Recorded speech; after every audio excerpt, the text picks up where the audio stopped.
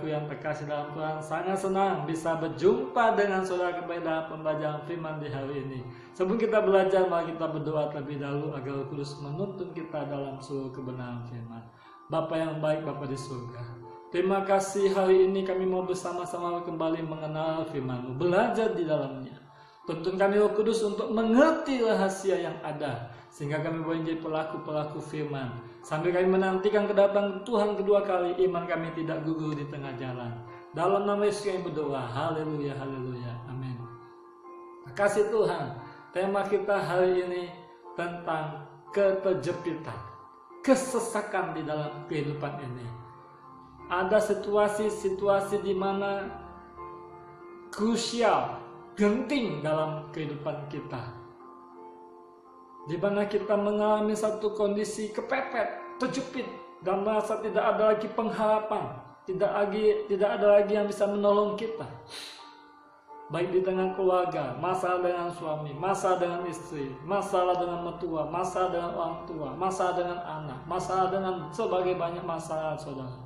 Keuangan atau sakit penyakit, kejepit kita, saudara.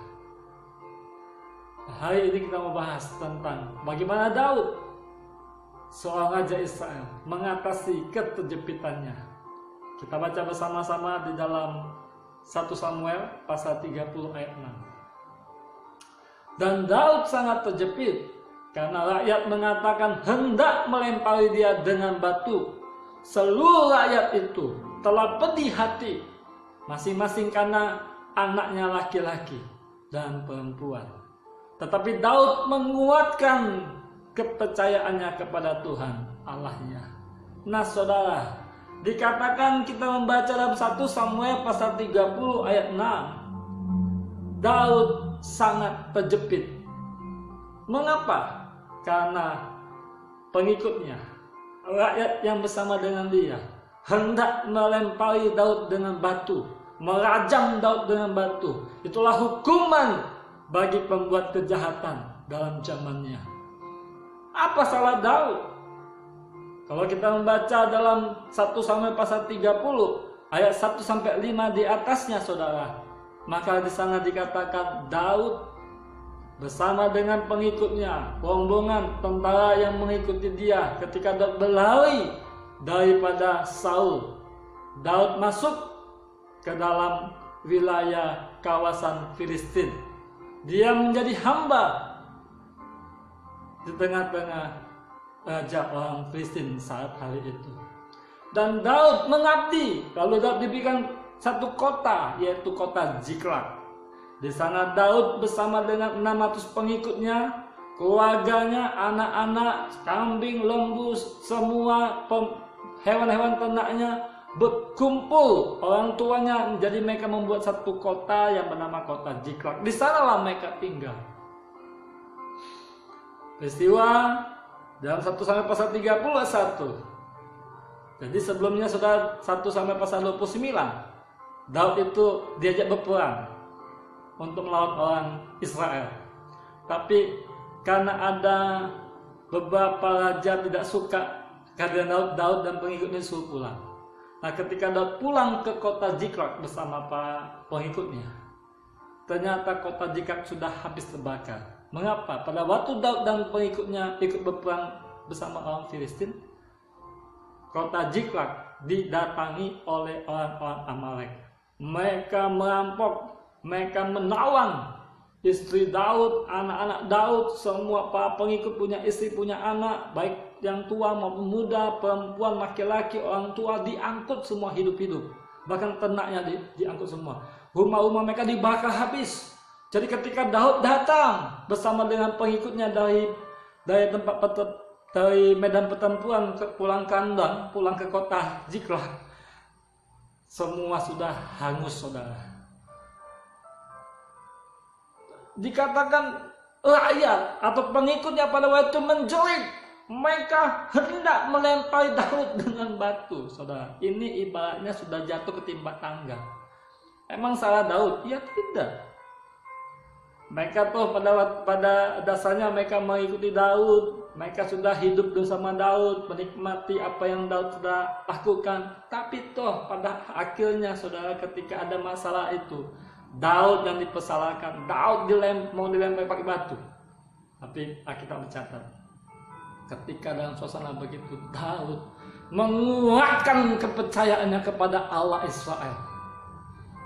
Daud tidak menyalahkan dia punya pengikutnya. Daud tidak menyalahkan dirinya. Daud tidak menyalahkan pengikutnya. Dia melihat situasi itu, dia langsung menguatkan dirinya kepada Allah. Dia percaya kepada Allah, menguatkan imannya kepada Allah dalam keterjepitannya. Bayangin saudara, 600 pengikut mau lempari Daud pakai batu, ambil lagi cair batu semua. Sudah istrinya hilang, anaknya juga ditawan, hartanya sudah habis semua. Lagi-lagi pengikutnya mau serang dia. Betapa terjepitnya hal itu Daud. Tapi puji Tuhan, ketika Daud melekatkan hatinya kepada Tuhan, maka kalau kita baca seterusnya saudara, 1 sampai pasal 30 ayat 18 sampai 20, di sana dikatakan Daud akhirnya merebut kembali istrinya, anak-anaknya, dan semua pengikutnya, merebut kembali keluarga mereka. Bahkan ternak-ternak yang ada yang mereka bawa dan sudah diambil, direbut kembali. Bahkan Daud merebut juga hewan-hewan ternak daripada orang-orang Amalek. Luar biasa saudara. Ketika kepercayaan Daud, ketika Daud tidak lemah, ketika Daud tidak menyalahkan dirinya sendiri, ketika Daud tidak menyalahkan orang lain, tapi ketika saat itu dia terjepit, dia berteriak kepada Allah. Haleluya. Allah membuat mukjizat. Saudara, hal yang sama hari ini untuk kita. Untuk saudara hari ini khususnya engkau yang sedang terjepit. Entahkah terjepit karena masalah keluarga, masalah suami, masalah istri, rumah tangga yang sudah diambang hancur, atau yang sudah masuk di dalam meja pengadilan perceraian. Saudara yang hari-hari kemarin menyalahkan suamimu, menyalahkan istrimu, menyalahkan orang lain dan menyalahkan dirimu sendiri. Belajar dari Daud. Daud tidak menyalahkan dirinya. Daud tidak menyalahkan pengikutnya. Tapi saat dia terjepit itu, dia berseru kepada Allah. Saudara bisa berseru kepada Allah. Engkau hari ini yang sedang sakit, engkau tidak menyalahkan keadaan, engkau tidak menyalahkan dirimu sendiri. Kenapa aku sakit? Karena aku ini, karena salah makan dan sebagainya macam. Oke lah, tahu lah engkau salah, tapi sudah cukup. Jangan salahkan dirimu lagi. Cukup minta ampun dengan Tuhan. Ampuni aku Tuhan, aku salah karena pola makan, pola kesehatan dan sebagainya. Dan juga jangan salahkan orang lain. Karena dia, aku sakit. Kalaupun ada karena dia, saudara, ampuni dia. Karena dia tidak tahu apa yang dia perbuat. Dan tiba waktunya hari ini. Kuatkan kembali imanmu.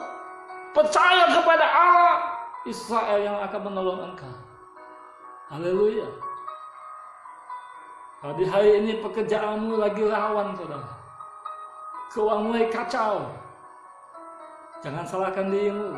Oke, aku salah, minta ampun dengan Tuhan. Tuhan, aku salah, telah mengolah uang dengan salah. Sudah minta ampun tuh, jangan salahkan dirimu terus. Jangan juga salahkan orang lain. Tapi kuatkan imanmu kepada Allah, berseru kepada Dia. Dia akan menjawab engkau, saudara. Dalam keterjepitanmu hari ini, dalam Lukas pasal 18 ayat 1, Yesus mengajarkan kepada para murid, menegaskan supaya pada waktu itu para murid untuk berdoa, tidak jemu-jemu kepada Allah. Bahkan Tuhan memberi gambaran ibarat seorang hakim yang lalim dengan seorang perempuan janda. Hakim lalim ini adalah hakim yang arogan, tidak menghargai manusia dan tidak menghargai Allah. Hakim preman dan dia tidak peduli dengan orang lain. Tapi janda ini datang terus mengadukan perkaranya kepada hakim. Datang hari demi hari, datang hari demi hari. Akhirnya hakim berpikir, Memang aku kejam, memang aku jahat, tapi jangan-jangan ini perempuan bisa bunuh aku, ketakutan hakimnya, saudara. Maka di ayat yang ke-7 Tuhan katakan, kita baca bersama-sama, saudara. Lukas pasal yang ke-18 ayat yang ke-7. Tidakkah Allah akan membenarkan orang-orang pilihannya yang siang malam berseru kepadanya? Dan adakah ia mengulur waktu sebelum menolong mereka? Haleluya. Yesus yang sudah berfirman, dikatakan jangan jemu-jemu berdoa. Engkau yang terjepit hari ini belajar seperti Daud. Dia memperkuatkan imannya, percaya kepada Allah Israel di dalam nama Yesus.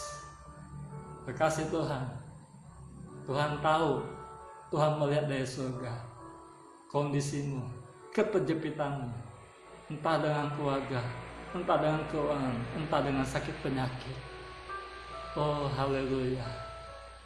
Dia berfirman kepadamu hari ini, marilah kepadaku yang letih lesu, aku akan memberikan kelegaan kepadamu. God is good all the time. Berseru siang malam memanggil Yesus, Yesus, Yesus, Yesus, Yesus, tolong saya. Yesus, tolong saya. Yesus, tolong saya. Jangan jemu-jemu, jangan berhenti berharap. Ibrani pasal 11 ayat 6 dikatakan, tetapi tanpa iman tidak mungkin orang berkenan kepada Allah. Sebab barang siapa berpaling kepada Allah, dia harus percaya bahwa Allah ada. Dan Allah akan memberikan upah kepada orang yang sungguh-sungguh mencari Dia. Dia tidak menahan kebaikan bagimu, saudara. Sekali lagi, engkau yang terjepit hari ini, apapun persoalanmu, engkaulah umat pilihannya yang telah ditebus ketika engkau mengaku dengan mulut, percaya di hatimu Yesus sebagai Tuhan. Maka Dia tidak pernah meninggalkan engkau, dan Dia tidak akan pernah membiarkan engkau. Ibrani pasal 13 ayat 5b katakan, aku sekali-sekali tidak akan membiarkan engkau, dan aku sekali-sekali tidak akan meninggalkan engkau. Saudaraku, Dia berfirman, Dia menepati. Sekalipun engkau dan saya seringkali melupakannya, tapi Dia tidak pernah melupakanmu. Rambut di atas kepalamu jatuh, Dia tahu. Dia Allah Immanuel, Allah yang menyertai kita senantiasa, saudara. Jangan abaikan suara kudus yang ada di hatimu hari ini. Jika engkau mendengarkan firman hari ini, jangan keraskan hatimu. Engkau yang terjepit, belajar seperti Daud. Dia menguatkan iman percayaannya. Dia tidak menyalahkan dirinya lagi, dan dia tidak menyalahkan orang lain. Haleluya, saudara. Bagi engkau hari ini yang terjepitan, tundukkan kepalamu. Saya mau berdoa untuk saudara. Bapa di surga, terima kasih.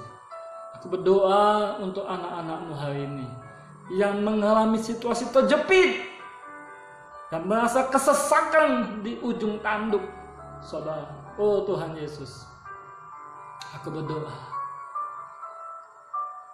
berikan kekuatan bagi saudaraku Tuhan, untuk mereka berharap, berseru, mengandalkan Tuhan.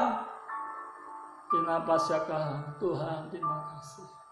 Tolong anak-anak-Mu Tuhan, tolong anak-anak-Mu, tolong anak-anak-Mu yang sakit. Aku berdoa, oleh bilu-bilu darah Yesus jadilah sembuh.